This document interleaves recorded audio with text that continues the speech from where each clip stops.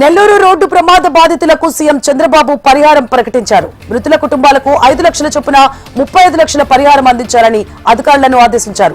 ప్రమాదంలో మృతి చెందిన వారి కుటుంబాలకు ప్రభుత్వం అండగా ఉంటుందని సీఎం హామీ ఇచ్చారు.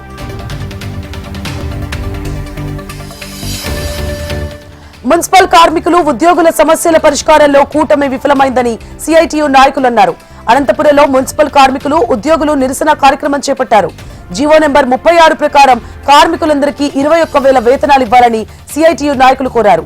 10 సంవత్సరాలు చేసి రిటైర్ అయిన వారందరికీ 75,000 రిటైర్మెంట్ బెనిఫిట్ సౌకర్యం కల్పించాలన్నారు.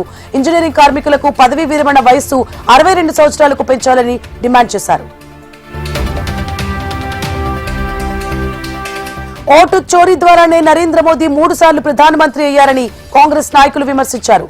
ఓటు చోరీపై కాంగ్రెస్ పార్టీ నాయకులు సంతకాల సేకరణకు శ్రీకారం చుట్టింది. దేశ ప్రజల ఓటు హక్కు కాపాడడం కోసం పోరాటం చేయాల్సిన అవసరం వచ్చిందన్నారు. Election commission of India BJP election agent గా పనిచేస్తోందని ఆరోపించారు.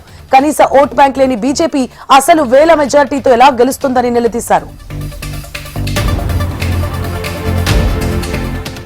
అంబేద్కర్ కోనసీమ జిల్లా కొత్తపేటలో పేకాట శిబిరంపై పోలీసులు దాడి చేశారు. పేరాబత్తుల కృష్ణమూర్తి అనే వ్యక్తి ఇంట్లో పేకాట ఆడుతున్న 6గురిని అదుపులోకి తీసుకున్నారు. 82,250 రూపాయల నగదును స్వాధీనం చేసుకుని నిందితులపై కేసు నమోదు చేసుకుని దర్యాప్తు చేపట్టారు.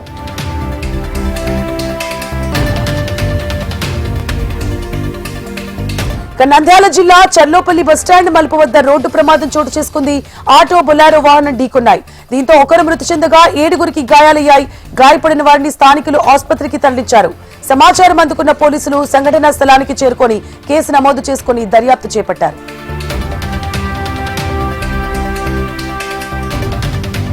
శ్రీ కోటదుర్గమ్మ వారి దేవాలయంలో దసరా మహోత్సవ గోడ పత్రికను ఎమ్మెల్యే నిమ్మక జయకృష్ణ ఆవిష్కరించారు.